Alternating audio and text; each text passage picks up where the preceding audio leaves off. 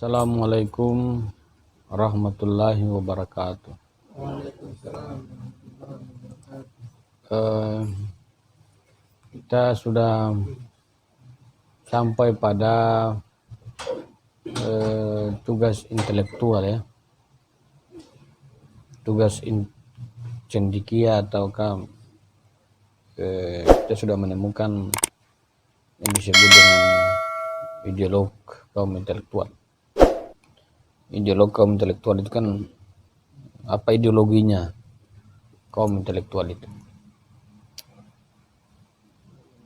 Telah tergambarkan paling tidak apa tanggung jawab seorang intelektual ya. Tanggung jawab seorang intelektual itu berkaitan dengan tugas sejarah, tugas kebudayaan dia ya. Dalam pemikiran Ali Syariati sulit kita menemukan dan memang tidak bahwa tugas-tugas intelektual itu, ini kalau saya bilang intelektual itu intelektual yang tahu rason fik itu sulit kita melihat tugasnya itu dalam sebuah elitis ya, elit dalam artian politis. Kita lebih lihat rason fikir itu dalam wajah kultural. Kita lebih lihat rason fikir itu dalam wajah sejarahnya. Kita lebih melihat rason fikir itu dalam wajah kemanusiaan yang memang dipenuhi dengan sebuah kecintaan terhadap dirinya, masyarakatnya dalam sebuah perjalanan kehidupannya dalam mewujudkan tujuan-tujuan kehakikian kemanusiaan dia dalam ideologi. Kalau kita berbicara tentang bahwa tugas intelektual itu berkaitan dengan kebudayaan dan sejarah ya, kan tugas yang diletakkan oleh Ali Syariati berkaitan dengan tugas cendekia atau ideologi kaum intelektual itu berkaitan dengan tugas sejarah, tugas kebudayaan. Dalam tugas kebudayaan dan sejarah itu yang kalau kita lebih sering mengenalnya dengan perlawanan, proletar, ketertindasan. Namun kalau kita melihat dalam penjelasannya bahwa tugas kebudayaan itu kan terkait pemikiran ya, terkait pemikiran dan spiritualitas. Berarti ketertindasan pada masyarakat itu berkaitan dengan dua hal ini. Ketika orang mengatakan bahwa ketertindasan struktur politik, kekuasaan, itu pasti orang-orang yang menindas itu dia kehilangan kebudayaannya. Kalau dia kehilangan kebudayaannya itu berarti dia kehilangan intelektual dan spiritualitasnya. Maka tugas intelektual itu adalah menghidupkan ini, menghidupkan kebudayaan ya, menghidupkan pemikiran individu maupun masyarakat. Itu yang sangat melelahkan ya. Kalau tidak berkaitan dengan masyarakat maka asumsi muzahid ya, muzahid itu pada seorang intelektual bagi saya tidak berlaku. Namun muzahid dalam sebuah ideologi kaum intelektual adalah sebuah bahasa realisme karena memang dia membutuhkan disebut dengan sebuah keyakinan dan kepastian kan. Jadi muzahid bagi rason fikir itu adalah sebuah hal yang sebuah tindakan yang memang dalam nalar sejarah dan kebudayaannya memang itu terdorong. Jadi tidak bahasa provokatifnya kematian itu adalah teman sejati seorang pejuang. Garis-garis besar demikian itu kalau tentu kemudian memunculkan pertanyaan dari mana kita memulai ya. Kalau memang kita mau membangun sebuah bergerak seorang intelektual itu berkaitan dengan pencerahan Rausafik dalam arti ini. Itu dia berkaitan dengan intelektual dan spiritualitas masyarakat dan kebudayaan masyarakat dalam artian Al-Syariati. Itu dia berkaitan dengan kebudayaan Islam. Kebudayaan Islam ini perhatikan, ini adalah sebuah kebudayaan kemerdekaan bukan berdasarkan taklid buta. Bahwa kita punya sejarah peradaban Islam, tapi yang kita mau ambil itu adalah bagian itunya, intelektual dan spiritualitas. Dan intelektual dan spiritualitas ini berkaitan dengan sebuah kemerdekaan orang dalam memahami. Maka kita perlu memahami yang disebut dengan memahami Islam ala syariati.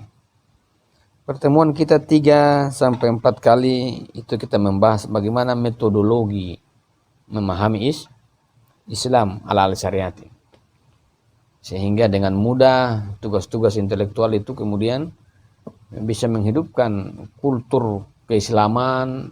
Kultur keislaman berkaitan pemikiran ya. Bukan berkaitan dengan apa? Bukan berkaitan dengan sebuah sisi teologis, tidak. Berkaitan dengan sisi pemikiran, karena masalah kebudayaan itu kan intelektual dan spiritualitas.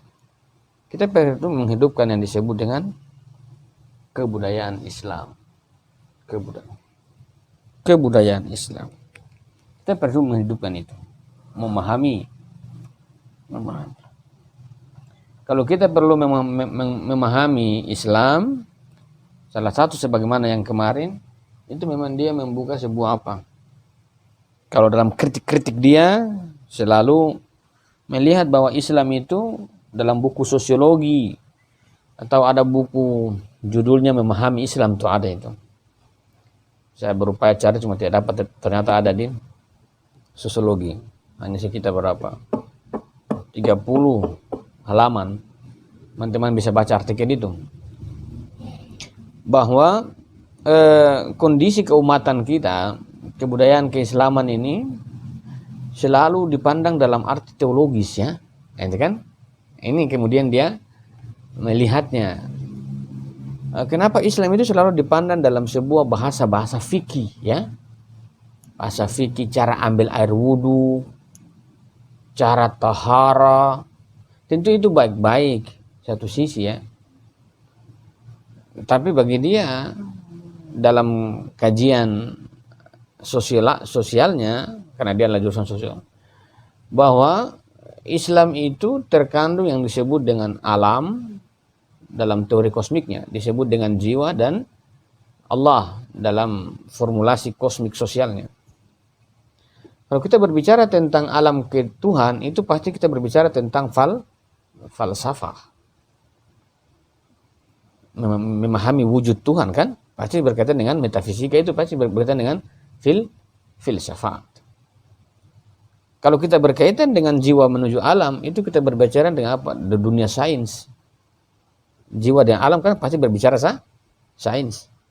Di saat bersamaan ada manusia dengan manusia yang kita berbicara tentang humaniora, antropologi dan sosial dan lain sebagainya.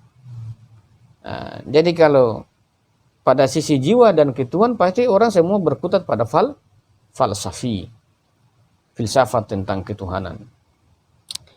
Tapi ada juga sisi jiwa ke alam itu kita berbicara tentang dunia sains dan humaniora.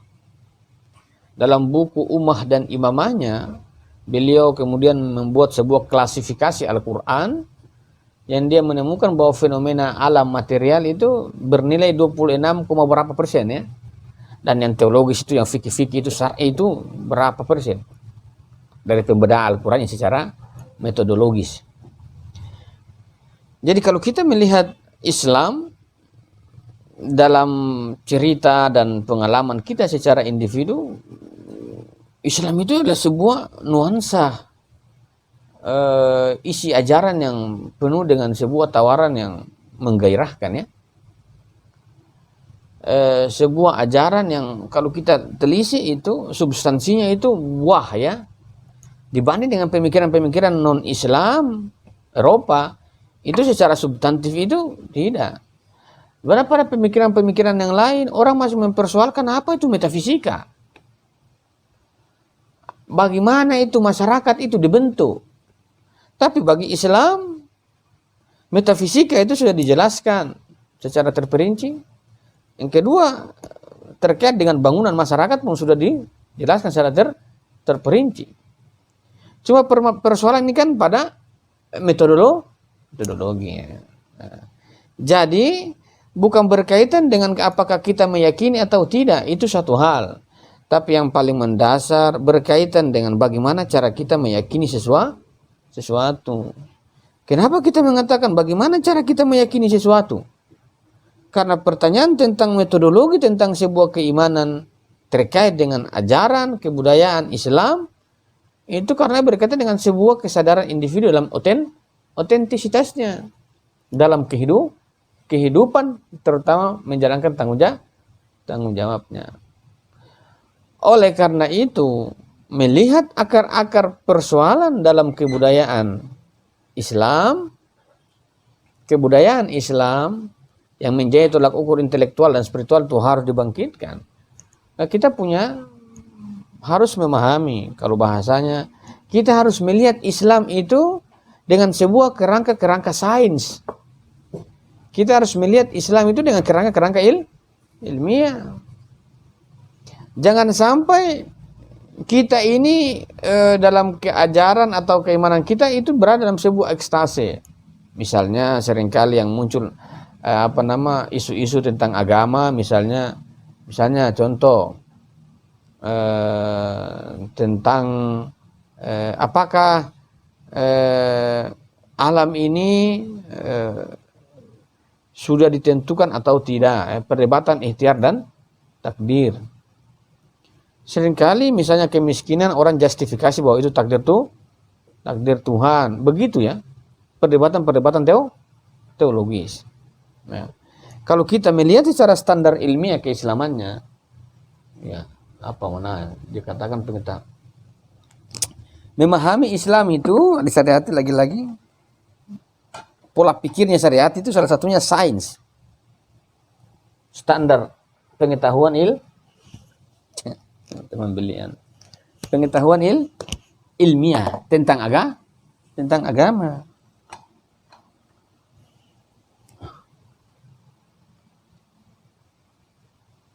Ilmiah tentang agamanya.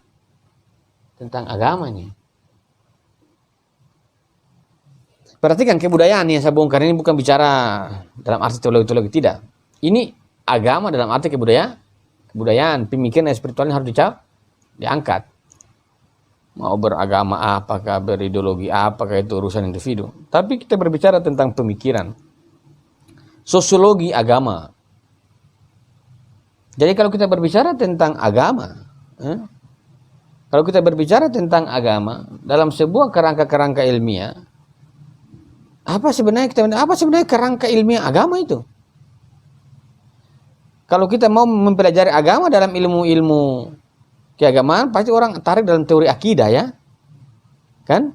Bahas akidahnya, teologinya lah, rukun iman, rukun Islam dan lain-lain sebagainya. Tapi kalau berbicara tentang begini kan, nanti tentu akidah ini kan perdebatan, ya, teologis, namanya ilmu tentang perdebatan. Tapi kita lebih membuka dalam ruang ilmiah yang itu bagi saya secara pribadi ini menarik untuk dijadikan sebagai sebuah kajian sosial. Karena berbicara tentang pengetahuan agama itu, tentang kebudayaan Islam itu dia punya artefak kan? Ada kitab itu fakta, ya, ilmiah itu. Dan ilmiah sebuah agama itu ada kitab. Ada kitab. Jadi kalau kita mengatakan dia berkaitan dengan apa? So, ilmiah agama itu dia berkaitan dengan satu kitab. Yang kedua tentang sejarah. Untuk apa sebenarnya kita pelajari begini-begini, ya? Begitu. Untuk apa kita pelajari yang disebut dengan pengetahuan ilmiah tentang agama, tentang sejarah dan tentang kitab atau pemikiran ajaran. untuk mengenal secara baik itu pemikiran tentang keagamaan, ilmiah tentang keagamaan, supaya kita menemukan disebut dengan konsep agama. Jadi pada titik poinnya bahwa pengetahuan tentang agama, hal-hal yang ilmiah itu ada berkaitan dengan satu, Alkitab. Fakta kan? Setiap agama punya Alkitab ya. Setiap agama punya Alkitab. Nasrani, panitia yang Samawi ya, Yahudi, kemudian Islam. Panitia punya Alkitab itu. Di dalam Alkitab itu kita melihat, pada Al-Quran ya, kita harus melihat pemikiran. Pemikiran atau ajaran dari Al-Quran itu membahas apa? Setiap ajaran pasti dia membahas tentang sejarah ya, di dalam agama itu. Bagaimana perspektif ajaran Islam tentang sejarah? Dalam sebuah perdebatan itu berada pada sebuah apakah determinisme atau kehendak. Namun salah satu ajaran atau pemikiran kebudayaan Islam terkait dengan sejarah itu bahwa ada sisi determinan dan ada sisi kehendak. Sisi determinan dari sebuah sejarah dalam pandangan Islam itu adalah berkaitan dengan norma sejarah yang terus begitu. Tapi kehendak manusia dalam sejarah itu adalah meletakkan tindakannya mempercepat ataukah melambat ataukah menghambat juga terserah. Namun dalam sebuah rentetan sejarah ini bicara pengetahuan tentang agama, pengetahuan ilmiah, kebudayaannya. Karena pemikiran kan? Pemikiran tentang kebudayaan agama, memahami Islam itu pertama-tama orang harus memahami peninggalannya kan? Teman-teman mau memahami bagaimana? Kita mau buka Al-Quran, kita juga tidak tahu bahasa Arab. Nah kan begitu kan? Nah, kita mau memahami rukun-rukunnya, kita baru masuk di saraf, baru babul awal. Baru babul awal. Yang paling realistis memang melihat, ini sosiologi ya, cara melihat agama itu sebagaimana cara kita melihat kepercayaan yang lain. Dan salah satu agama mau dimasuki pasti di kitabnya. Di kitabnya. Dan dalam kitabnya itu pasti berkaitan dengan unsur-unsur orang-orang yang dia ceritakan dalam kitab itu.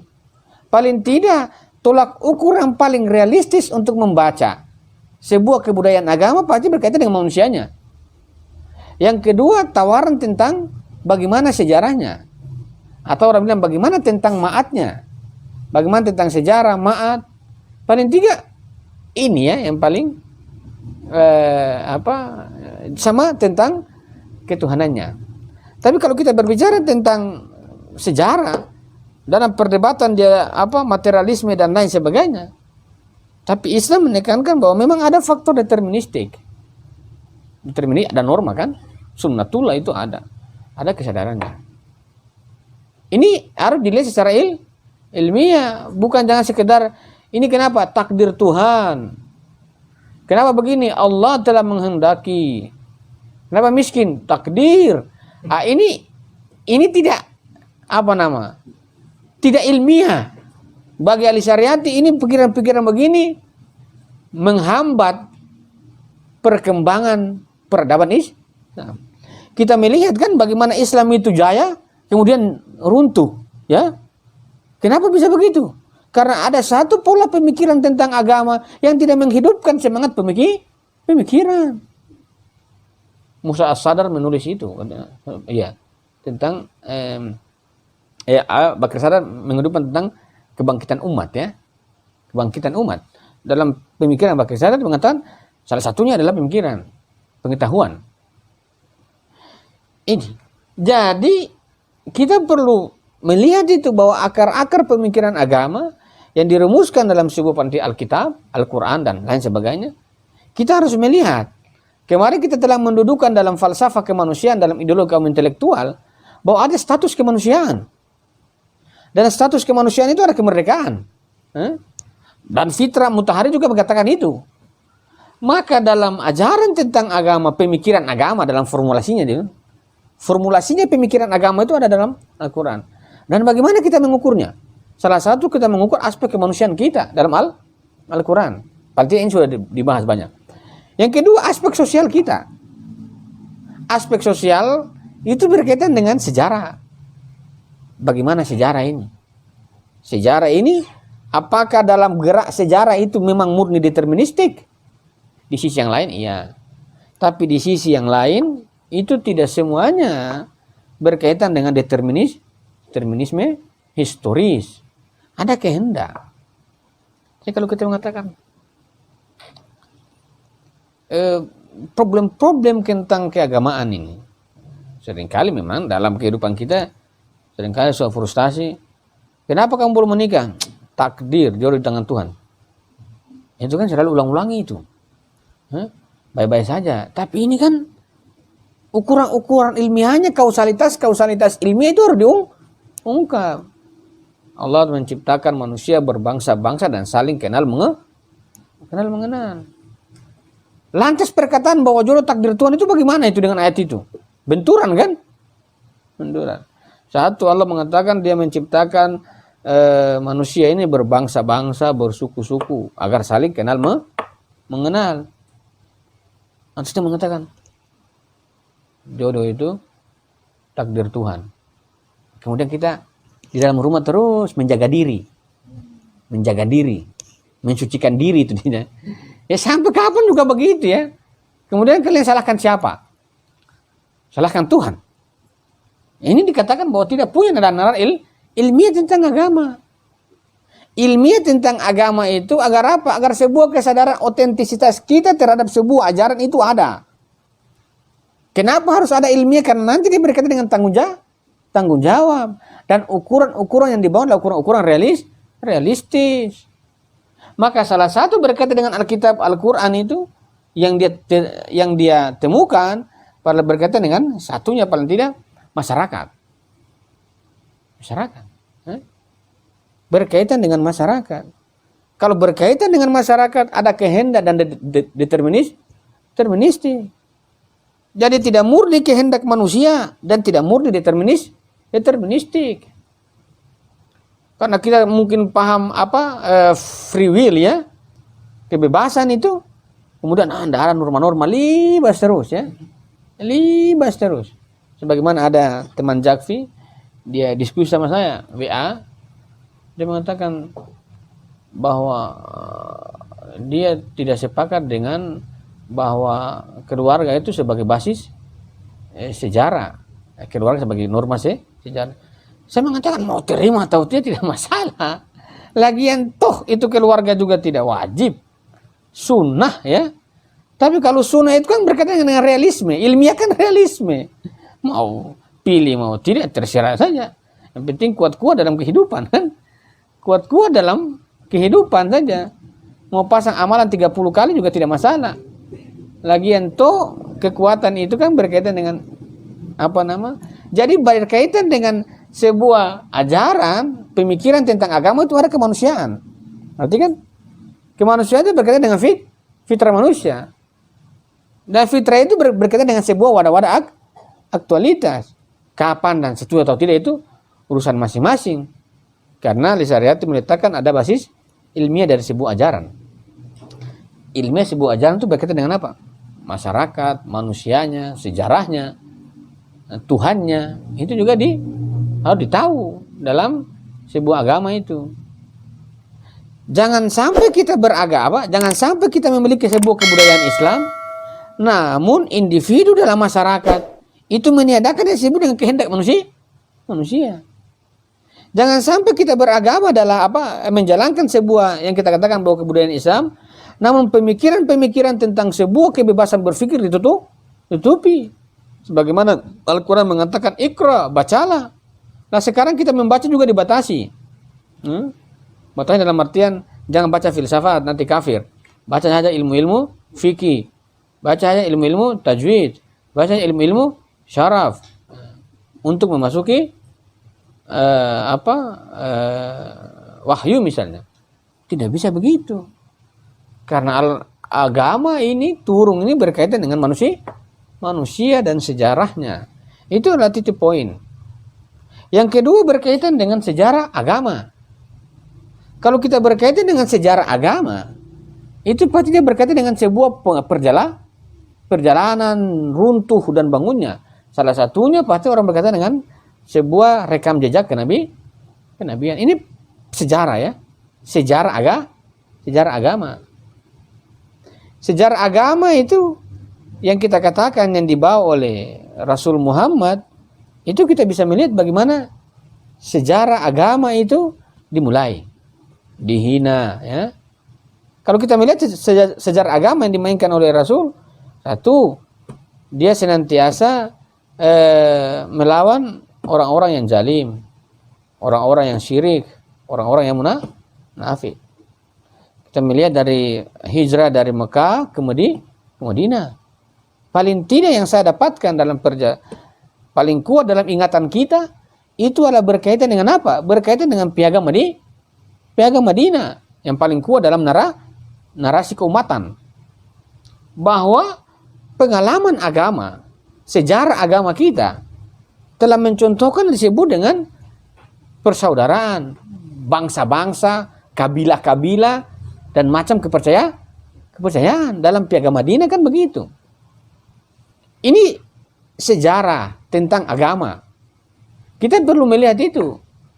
Untuk apa? Untuk menguji apakah memang sejarah tentang agama itu mencerminkan pemikiran tentang agama yang dimaksud dalam Alkitab itu, ajaran wahyu itu. Apakah Rasulullah itu dalam kehidupannya dia mencerminkan kemanusiaannya sebagaimana pemikiran tentang agama? Pemikiran tentang agama ini adalah sebuah pemikiran dari Al-Quran. Kita pernah melihat di mana sisi determinismenya Nabi, ada pasrahan kan? Tapi sisi agresornya itu ketika dia terus membangun pasukan melawan kejaliman. Ini adalah sebuah sejarah yang kita lihat dalam makna sejarah keagamaan. Dalam sisi perjanjian misalnya, kemudian ada disebut dengan perjanjian Hudaibiyah dalam sejarah Islam. Kita melihat dalam sejarah kenabian, salah satu perjanjian yang Nabi ikuti itu adalah berkaitan dengan perjanjian perdamaian. Dengan sebelum jadi sebelum perjanjian paling awal ya, yang itu dicetuskan oleh pamannya Khadijah ya, pamannya Bunda Khadijah. Dia saksikan bahwa dalam record perjalanan keagamaan kita, Nabi itu memusuhi orang-orang yang syirik, orang-orang yang musyrik, orang-orang yang zalim itu dia musuhi. Tapi kalau hanya perbedaan-perbedaan ini bisa berdampingan. Perjanjian piagam Madinah itu menunjukkan salah satu monumen pemikiran narasi yang paling kuat dalam sejarah itu berkaitan dengan piagam ini. Persatuan kabilah-kabilah ya. Persatuan aliran-aliran kepercayaan. Namun perjanjian itu bisa dirusak ketika ada orang yang kemudian merusaknya. Jadi sejarah agama ditunjukkan bahwa Nabi itu selalu bertindak ketika orang itu melanggar perjanjian. Namun perjanjian itu tidak bisa dibatalkan kecuali ada orang yang membatalkan. Jadi kalau kita dalam sebuah komunitas ada perjanjian yang kita cetuskan, ya kita harus pegang teguh itu. Kecuali ada yang kemudian melanggar. Jangan sengaja melanggar. Itu yang seringkali disebut dengan moral bersama. Di sisi yang lain kita melihat bagaimana sejarah Nabi. Sejarah Nabi tentang keislaman. Kalau kita melihat dalam buku Al-Syariati misalnya tentang hijrah, dia menjelaskan secara terperinci bagaimana Nabi itu untuk menyebarkan dakwah Islam, dia kemudian membangun front-front pasukan-pasukan. Dia mulai menentukan siapa pemimpin, misalnya Usama dan lain sebagainya. Usama.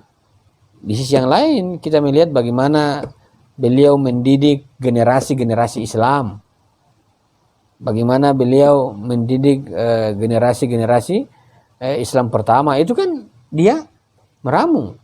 Yang Islam itu sebelum memasuki pemahaman keislaman, sebelum memasuki pada sebuah pemahaman tentang apa itu, dia perlu melihat basis-basis materialnya. Paling tidak kita bisa melihat rekam jejak kenabian. Bagaimana dia senyum, bagaimana dia makan, bagaimana dia tidur. Itu perlu harus dipelajari karena inilah basis-basis sejarah keagamaan. Kita tidak mungkin berbicara tentang sejarah keagamaan, itu adalah sebuah sejarah agama yang dijalankan tanpa ada figuritas. Pasti bicara tentang sejarah agama, pasti berbicara tentang bagaimana agama ini dijalankan oleh kenabian berkaitan dengan apakah pemikiran-pemikiran tentang agama, tentang manusia, tentang sejarah. Itu dalam wujud sejarah keagamaan itu direpresentasikan ataukah dimunculkan ataukah tidak. Karena ini menjadi titik tolak nanti kemudian kita menarik sebuah relevansi tentang agama pada zaman-zaman berikutnya. Nah, karena kita mau mengatakan kebudayaan Islam ini, pemikiran keislamannya ini yang otentik ini dari mana? Dari mana tolak ukurnya? Pak itu ukurnya pasti masa lalu. Dan masa lalu itu pasti titiknya adalah Rasul. Ya? Karena dia meletakkan sebuah sejarah agama Islam pertama. Lah kalau sekarang ini, orang Indonesia ini paling kerja itu bicaranya itu saling mengkafirkan, saling membid'ah. Perbedaan-perbedaan agama sekarang itu, perhatikan, perbedaan-perbedaan mazhab sekarang itu harus ditarik dalam sebuah titik awal. Tidak bisa kita mengatakan kamu sesat, tidak bisa diukur sekarang. Sekarang itu tidak bisa. Karena sekarang itu sebuah metodologi orang mencapai keyakinan. Yang paling realistis dalam sosiologi agama untuk memahami agama kebudayaan Islam kita itu pasti bicara tarik ke belakang. Tarik ke belakang itu akan orang berbicara apa? Bagaimana tentang pemikiran agama, Al-Quran, tentang manusianya, tentang sejarahnya, tentang tanggung jawabnya, tentang ketauhidannya. Yang kedua berkaitan dengan sebuah pengalaman kenabian tentang sebuah penyebaran dakwahnya. Kalau itu sebuah pemahaman tentang agama yang kita pahami itu tidak memiliki sebuah sebuah rekam jejak masa lalu yang titiknya adalah kenabian. Kemudian kita melihat ini agama apa sekarang ini? Orang bilang bingung ukurannya dari mana kan? Ini mengatakan dia paling benar, ukurannya dari mana? Semua ukuran-ukuran begitu. Akal, oke. Pada prinsipnya bahwa agama itu dia menghidupkan intelektualitas orang, dia menghidupkan moralitas orang, dan dia menghidupkan spiritualitas orang. Di dalam sejarah agama, kita melihat perilaku kenabian, itu pasti ada sisi intelektual. Karena beliau mengajarkan murid-muridnya di fase awal kan. Khalifah Umar, Abu Bakar, Utsman, Sayyidina Ali, dan sahabat-sahabat yang lain, pendidikan. Karena apa? Karena pasti berkaitan dengan sejarah agama untuk masa depan. Maka tentu ada sebuah kaderisasi kemanusiaan atau kaderisasi pelenjur, khalifah dan lain sebagainya. Berkaitan dengan didikan spiritual, itu pasti juga. Yang paling terakhir berkaitan dengan moralitas. Ini kebudayaan Islam ini begini.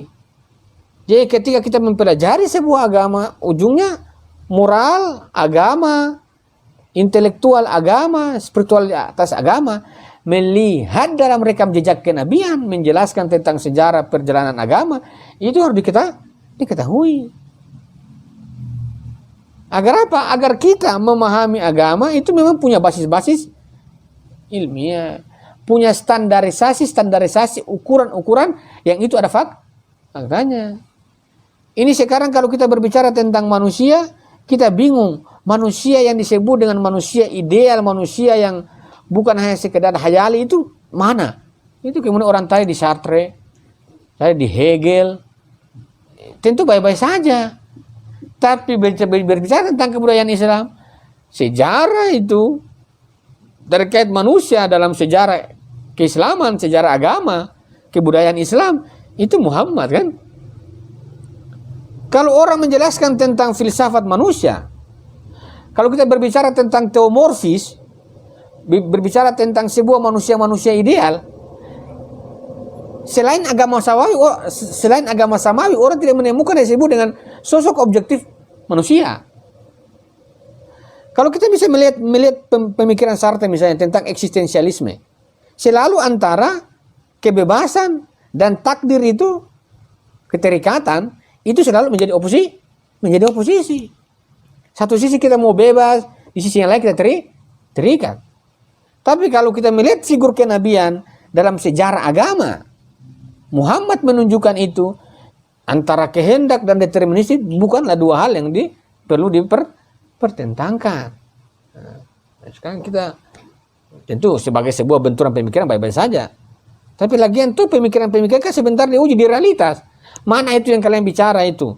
Yang disebut dengan kebebasan yang murni itu mana? Disebut dengan keterikatan yang murni itu yang mana? Lagian tuh harus memperjelas dalam kehidupan. Syariati mengatakan kita ini mempelajari pemikiran-pemikiran selain Islam, misalnya Eropa, jangan langsung ambil-ambil begitu. Lah bagaimana kita mau tidak ambil-ambil begitu? Kita juga tidak memahami kebudayaan Islam. Kan? Maka wajar. Maka wajar kita mengambil kebudayaan yang lain, pemikiran ini, kebudayaan kan pemikiran spiritual. Kita ambil kebudayaan Islam, kebudayaan yang lain, kemudian apa? Menjelaskan Islam kan?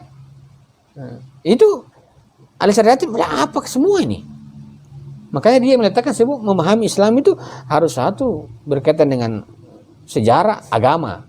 Sejarah agama orang tarik di Nabi. Kalau kita bicara tentang sejarah Nabi, berapa tahun bapaknya meninggal masih dalam kandungan, kemudian 7 tahun meninggal ibunya, kemudian diasuh oleh kakeknya.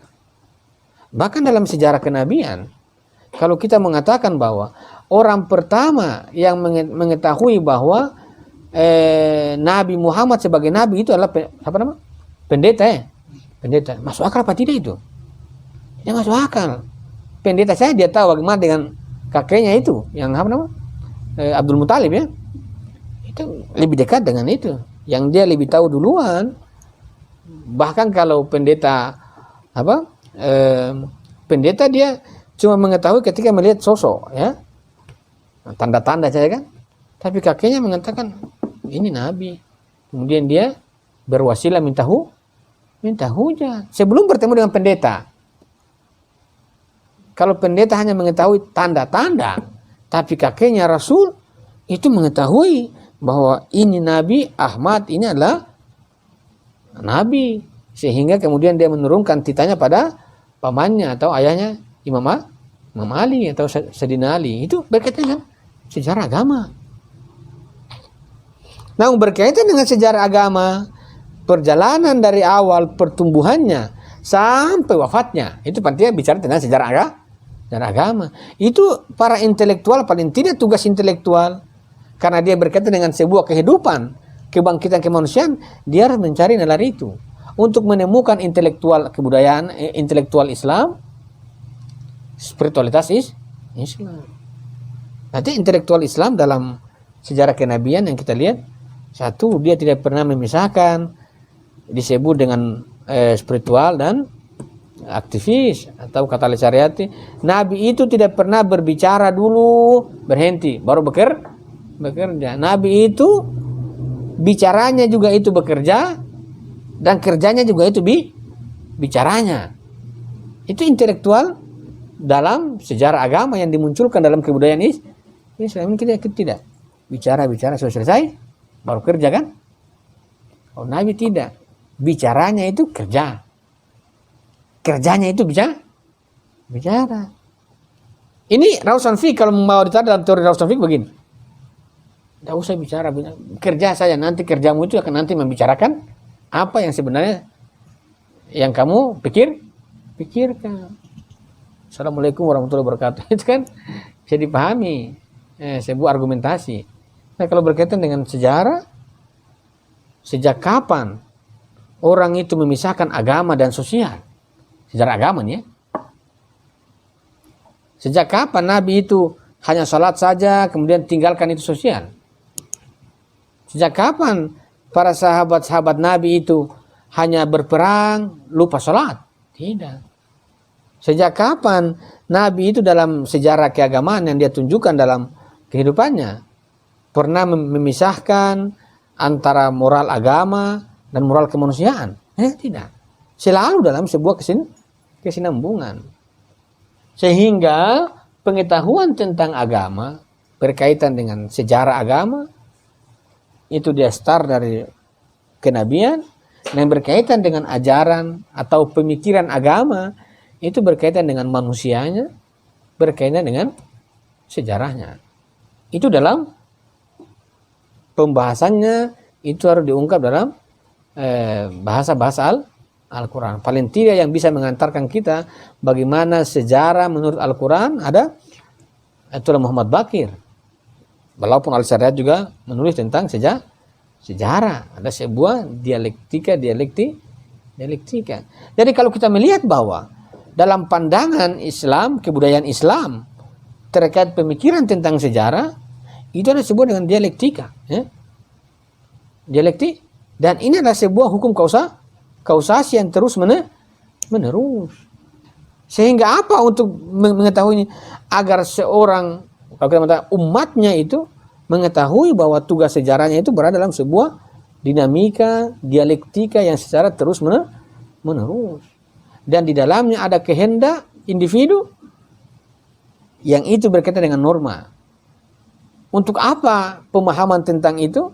Agar setiap individu yang dalam artian intelektual, tugas intelektual, kalau dalam buku lain disebut dengan tugas cendekiawan muslim, itu memberikan kontribusinya tanpa harus menabrak norma-norma sejarah. Kalau ada mengatakan kenapa menikah itu dikatakan dengan norma sejarah? Kalaupun ada yang mengatakan norma sejarah juga tidak masalah. Kalaupun tidak juga tidak menjadi persoalan. Tinggal bagaimana kehidupan sejarah yang kita lalui ini, karena dia akan berkaitan dengan sebuah sisi realisme manusia dalam meletakkan dalam basis sejarah. Kecuali dalam gerak sejarah itu, pemikiran keagamaan kita, pemikiran agama, itu dalam sejarah kita letakkan. Kecuali tidak ada unsur-unsur manusiawi, it's okay ya. Tapi kalau dia berkaitan dengan manusiawi dalam meletakkan dalam gerak sejarah, itu pasti bergulatnya adalah hukum-hukum realisme juga akan berlaku. Dan itu bisa ditunjukkan dalam fase kenabian. Paling tidak Nabi itu mulai berdakwah yang masif itu ketika dia selesai menikah dengan Khadijah kan. Nah, Khadijah baru kemudian bertarung mati-matian kan. Matian, uangnya dikasih semua. Kalau sekarang begitu bagus ya. Kita bertemu dengan perempuan janda kaya raya, nikah, kemudian dia kasih itu untuk jalan dakwah. Oh, ini Khadijah milenial. Khadijah milenial. Itu begitu ya. Ekstasi kita begitu. Nah, sekarang kan lain ceritanya ya. Jadi tidak usah berpikir Nabi lah. Kita jadi umat yang ini saja. Dalam artian mendudukan informasi-informasi sejarah itu untuk mengungkap kebudayaan Islam itu perlu. Informasi sejarah Islam itu paling tidak di fase kenabian. Itu orang harus mengungkap sejarah agama untuk mengungkap apa? Intelektual kebudayaan Islam dan spiritual. Dan berkaitan dengan pemikiran tentang agama. Alkitab merumuskan tentang manusia itu apa, tentang sejarah itu apa. Ini sebenarnya dipahami dulu sebelum nanti kemudian terjadi sebuah perbenturan di realitas yang ada. Dalam realitas sosial pas berbenturan ya, perbenturan pemikiran. Lagian tuh kita mau membenturkan pemikiran, kita juga sendiri tidak memahami yang disebut dengan pemikiran kebudayaan, pemikiran keislaman, spiritualitas keislaman. Makanya kalau kita melihat sebuah distorsi terhadap agama, itu hal yang perlu kita lacak dalam kebudayaan Islam kita. Bagaimana orang tidak mau sosial, hanya mau berdiam diri dalam masjid. Adakala orang mau sosial terus sampai lupa masjid, bahkan dengan azan lari. Nah ini kan perlu dilihat. Akar-akar ini muncul dari mana semua? Kalau ada orang pasrah total dan lain sebagainya, ini akar-akar kebudayaan dari mana itu muncul? Karena akar-akar kebudayaan Islam berkaitan dengan sejarah agama yang dijalankan oleh Rasul dan tentang pemikiran tentang agama, Al-Quran, paling tidak ini yang bisa dipandang sejauh ini. Paling tidak perilaku Rasul tidak ada yang disebut dengan dualisme dan lain sebagainya. Ini adalah sebuah pemahaman kita terkait dengan Islam. Basis-basis ilmiah itu perlu diperkuat. Tali syariat begitu. Kalau orang mengatakan Tuhan, Tuhan secara metafisika sesuatu yang tidak terjangkau, tak terbatas, tunggal dan lain sebagainya. Tapi bagaimana Tuhan dalam hukum ilmiah? Itu perlu harus orang bicara sains kan? Jadi kalau kita berbicara Tuhan itu esa, tunggal, zati dan lain sebagainya, itu dalam aspek-aspek filosofi. Tapi kalau kita tarik dalam hukum-hukum ilmiah, yang disebut dengan Tuhan dalam nalar-nalar ilmiah itu apa? Tuhan dalam saintis itu apa? Dalam berbicara tentang sejarah agama, Tuhan dalam hukum-hukum ilmiah itu pasti berkaitan dengan teomorfis. Supaya jangan terlalu meninggi sampai lupa daratan. Makanya pemahaman ilmiah itu terkait keislaman dan semua ajaran keagamaan itu menurut Al-Syariati dia memiliki kandungan realisme, memiliki basis-basis ilmiah yang jelas. Karena bagi dia dalam Al-Quran itu 26, berapa persen itu berkaitan dengan fenomena-fenomena ilmiah dan material. Jadi sebuah penjelasan yang tinggi dan abstrak itu semua harus berkaitan dengan sebuah perlu diklarifikasi dalam apa? Dalam sejarah keagamaan kita. Inilah sebuah kebudayaan Islam yang perlu dilihat dalam dua aspek ini. Ini Al-Syariati punya cara memahami Jadi ada Alkitab dan ada Muhammad. Yang kemudian ini nanti dimunculkan disebut dengan tipologi. Tapi kita perlu melihat basis kebudayaan dulu. Sejarah agama dan pemikiran tentang agama. Ajaran wahyu. Ini kemudian nanti kita akan melihat formulasinya pada tipologi Islam. Untuk mendapatkan sebuah pemahaman yang utuh. Untuk menjatuhkan mana Islam dan mana tidak. Mana buatan dan mana buatan, mana kopian atau kemana yang original. Atau kita mengatakan mana agama repro atau agama original. Itu begitu ya. Agama juga banyak repro. Bukan hanya buku repro, agama juga banyak repro. Itu berkaitan dengan, makanya kita perlu. Kalau kita tidak bersentuhan yang asli, bagaimana kita tahu bahwa ada repro? Saya waktu ada jual buku, ada orang timur beli. Dia beli itu buku Gramsci, Gramsci, Hegemoni dan Negara. Saya beli itu, saya jual ini ori. Dia bilang, Mas ini repro. Saya langsung tanya balik, kamu tahu itu original? Dari mana kau bandingkan itu repro? Kau harus punya pemahaman original dulu dong. Kalau tidak ada pemahaman original, lantas bagaimana kamu mengatakan bahwa ini repro? Harus ada original baru dibanding Bandingkan bahayanya kalau tidak pemahaman tentang kebudayaan Islam yang asli. Kemudian ada yang masuk ori, ada yang masuk ini ori, nanti yang asli repro. Ini kan bahaya ya, berbahaya itu. Makanya kita perlu identifikasi kebudayaan Islam, paling tidak wilayah intelektualnya. Karena kita kan berbicara tentang kebudayaan intelektual dan spiritualnya. Sejauh ini intelektualnya pasti intelektual yang sifatnya monoteistik, spiritualnya juga spiritual ya, bukan candu. Spiritualnya spiritual yang memang turun-turun dalam gerak sosial. Nabi kan begitu ya. Tidak pernah yang disebut dengan berdoa, tapi berdoanya perlawanan.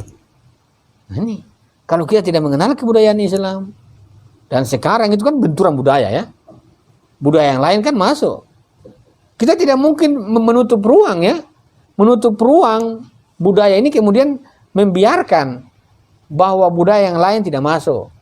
Makanya wajar kan kalau ada orang mengatakan teori bid'ah itu kan, karena ada yang masuk, ada yang mau, jangan campur-campur. Tidak masalah ada yang masuk. Kalaupun mencampur-campur yang penting dia sesuai.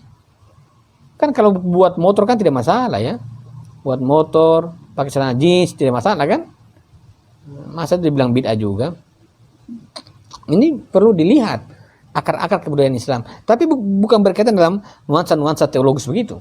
Berkaitan dengan kebudayaan Islam itu berkaitan dengan pemikiran Islam, spiritualitas Islam yang itu dipraktikkan dan diungkap dalam sejarah agama dan pemikiran agama, yaitu berkaitan dengan wahyu tentang apa? Manusianya, tentang masyarakatnya, tentang ketuhanan. Itu yang harus dilihat. Kebudayaan Islam, lagi-lagi ini kebudayaan Islam, bukan berkaitan dengan teologi atau mazhab atau agama yang dimaksud dengan formal. Ini berbicara tentang kebudayaan Islam. Yang dimaksud kebudayaan Islam adalah berkaitan dengan pemikiran dan spiritualitas. Sekian, assalamualaikum warahmatullahi wabarakatuh.